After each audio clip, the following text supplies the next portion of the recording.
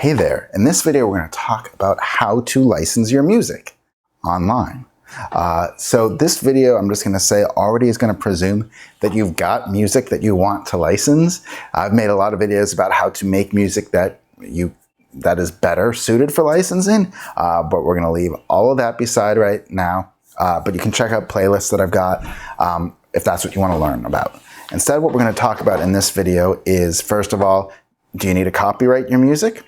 Then how to find libraries to submit your music to, including what my favorite ones are, and deciding whether or not you should go exclusive or non-exclusive, and then setting up your metadata. And finally, are you going to register with a PRO or performance rights organization like BMI and ASCAP?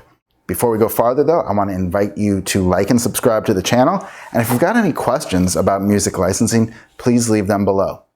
Let's hit the intro.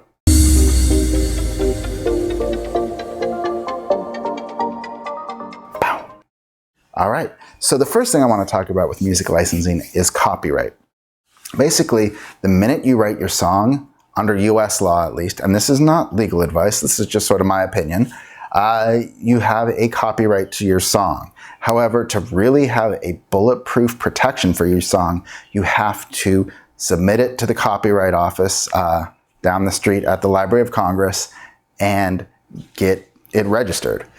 That said, I think that you probably don't need to worry about copyright protection that much if you're in music licensing, because people probably aren't going to steal your songs. You know, what is a song worth? Why would they do that? A. And B, do you have enough money to bring a lawsuit to stop them from doing that? Which is the other thing you need to consider. You know, it's great to have a right to protect your music, but if you can't afford to enforce that right, then, you know, maybe your time is just better spent making more music. There are crappy people out there, but in my experience, it's not as big of a deal.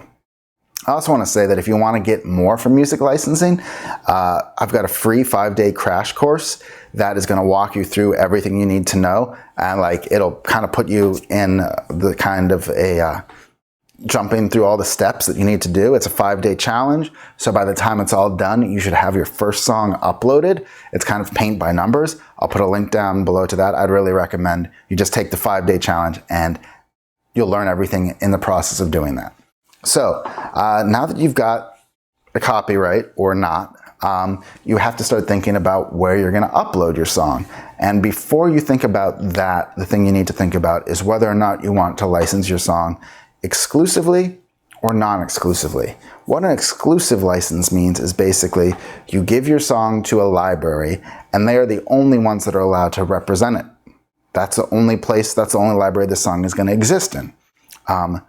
So sometimes, you know, if you trust the library, if it has a good reputation, that might be something worth considering. However, if you're just starting out, it might not be the right choice because you have no idea about the industry. You have no idea about what your music's potential is. You don't really know anything about these libraries. So starting out a non-exclusive route might be the better way to go, because you can always take that music back from a non-exclusive library and make it exclusive at some point down the future. However, a lot of exclusive libraries don't have what's called a reversion clause that lets you take your music back. Some do, and if you can find one of those, that's great too. Additionally, if somebody is going to have exclusive representation of your music, you should probably get something in exchange for that. Maybe that means a higher royalty payout. Maybe that means an upfront buyout fee. But you need to think about what that is and if it's going to be worth your while. That's why if you're starting out and you're looking to, which I assume you are because you're watching this video on how to license your music. If you knew how to license your music, you wouldn't need this video. What I really recommend is starting out with a site called Pond5. It's non-exclusive. They are not super strict about the types of music they allow into their library. The review process is pretty fast. So this all allows you to get your music up there and start testing what the market is for your music. There's a lot to be said for knowing if once your song is uploaded, if people want to buy it or not. If you try and work with other libraries that are either exclusive or maybe have different standards, you spend all your time trying to get into the library. And maybe it's just that your music isn't a good fit for the library. It doesn't mean that your music isn't good. And instead of fighting that battle, what I recommend doing is going with a site like Pond5 and at first, and letting the marketplace decide if your music is good and worth licensing. And that will give you a lot more feedback if you're doing the right thing, if you should keep doing what you're doing, or if you need to pivot and make either a different style music, or maybe if you have quality control issues, that sort of thing. Be sure to check that out. If you want to learn more about music licensing, I have a whole course on that. Like I said, there's the free 5-day course. Take it, check it out, and that'll give you more direct advice. But once you get your music up onto a music library, whether it's Pond5 or an exclusive library or anything else, then what you're going to need to do is add metadata to it. And what metadata basically means is just like a description. It's just a fancy word for a description. So, like, let's say, I have a classic rock track. Well, I'm going to upload it, but how is anybody going to be able to find it?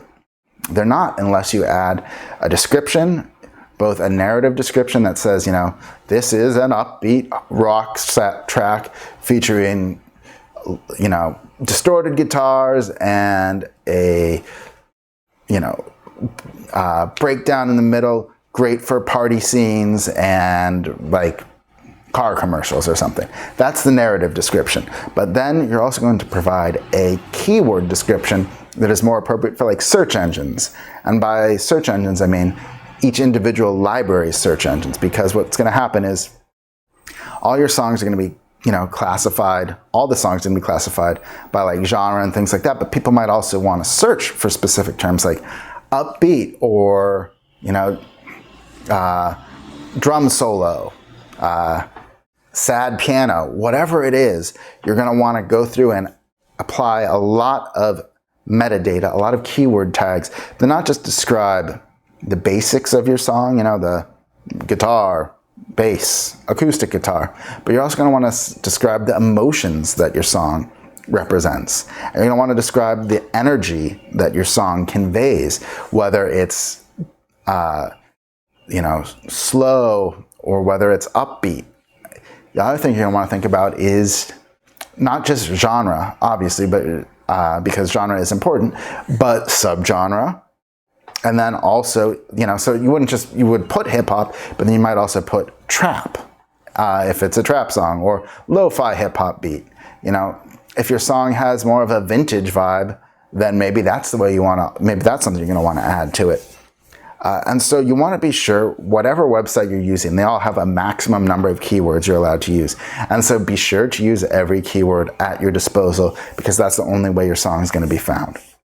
So far what we've covered is how to get your copyright or not, where to upload your song, and whether or not you should go exclusive up front. The next thing we talked about is obviously, I guess I skipped the whole fact that you have to upload your song, but you've got to upload your song and tag it with metadata. And the last thing I want to say before we move on to the final section on registering with the PRO, or Performing Rights Organization, is that you're going to want to record, or you're going to want to create multiple mixes of your song, multiple versions. So, let's say you've got a song with a lead vocal. Well, you're going to have the lead vocal version, but you're also going to want to have an instrumental version of that track. You might have a version without any drums. You might have just a 30-second version. Most libraries are going to want a 30-second version and a 60-second version in addition to the full version, and they're going to want one without any leads on it. They might also want a loop of your song. Loops can be very popular, a part of your song that just could repeat endlessly in the background. I would say my average song I can probably cut down into like 8 to 10 different parts total. And that's a lot of my music, a lot of my sales are not from the full version of the song. They're from some alternate version or from a shorter version. So be sure to create lots of different stems so that you could, or not stems, but alt mixes, so that you have as many selling opportunities as possible. Finally, what you're going to want to do is register with a performing rights organization like BMI. BMI allows you to earn money when your music is licensed and placed on TV. So every time your song is broadcast on TV, if you're a member of a performing rights organization, you are owed money. And that can be thousands of dollars. I've earned several $1,000s from placements I've gotten through Pond 5 for songs that have been broadcast on TV or made it into Netflix documentaries. And so be sure that you sign up for BMI. That's one I'd recommend, at least if you're American. And then once you sell a song on Pond 5, be sure that you register that track with BMI. I do not recommend signing up for Pond 5 publishing. I think it's unnecessary. It's an unnecessary cut from your pay, and I don't think it's worth the money or the effort. It's pretty easy to register your songs with BMI, and so hopefully this video has talked you through everything you need to know about how to license your music. If you've got any questions, leave them below. I'm happy to help. Be sure to like and subscribe, like I said. And if you want to accelerate things even more, be sure to sign up for that 5-day crash course, because it really is a paint-by-numbers way of just getting you from a song on your hard drive to uploaded and selling. Thanks.